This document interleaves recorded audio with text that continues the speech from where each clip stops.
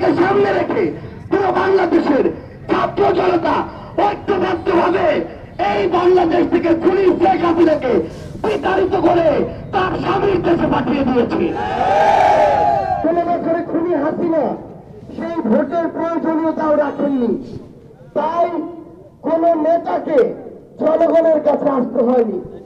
কিন্তু আমরা মনে করি এই অভ্যুত্থানে আমরা ঐক্যবদ্ধভাবে হাতে হাত রেখে কাঁধে কাঁধ মিলিয়ে লড়াই করে স্বৈরাচারী খুনি হাসিনাকে দেশ ছাড়া করেছি।